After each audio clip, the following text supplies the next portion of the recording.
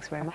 Evans was assistant to Brian Little at Leicester and Aston Villa, where he won the European Cup as a player. He joins at the instigation of the former Darlington owner Mike Peden, who's poised to take over from Hugh Scott in the Capello boardroom. In rugby, Scott.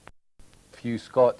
And before the match, Jerry Hart spoke to the man who replaces Ian McCall at the managerial helm, Allan Evans. I don't know what you know about the Scottish First Division, but notoriously in Scotland it is the most competitive league. What is your hopes for Morton this season? Yeah, I have to first of all stabilise the club. I think that after what it's gone through over the last period of time, it's important that the club becomes stable again and have a respectable position obviously in the First Division. I will aim as high as I possibly can and finish as high as I possibly can. But I understand that there's no magic wand to be waved here. It'll be a case of just taking a step at a time.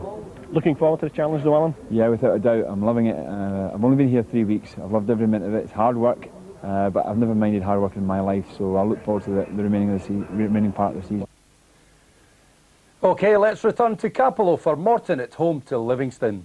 Jim Leishman's men kicked off bookies' favourites to clinch the First Division title this season. Allan Evans out to anoint his managerial debut in the shape of 3 points. David McKinney has the action.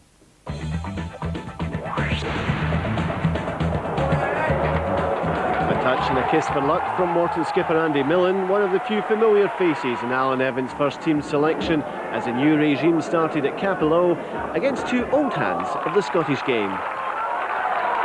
Livy are pre-season favourites for the sole promotion spot, having spent substantial money in the summer, and their record signing Barry Wilson set up Scott Crabb.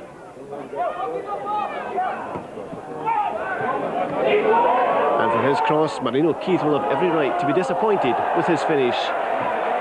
It looks like a good save from the keeper, but on closer inspection, Keith was denied by the post.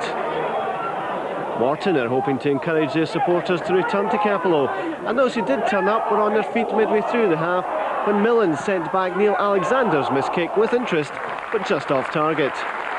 Livingston were quick to land Scott Crabb when his contract expired. You can see why they wanted the Falkirk man. There's a look of John Robertson about to spin in the box. Eventually, Mark McCulloch almost takes advantage. McCulloch, though, supplied at the start of the second half. Marino Keith's corner and a flying header, giving Livy the lead.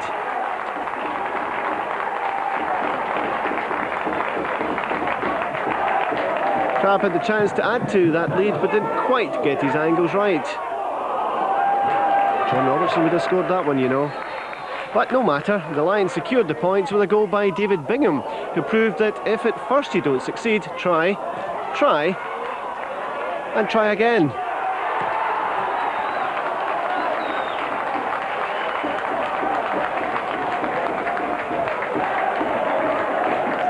It's third time lucky for Bingham, and Livy off to a flyer.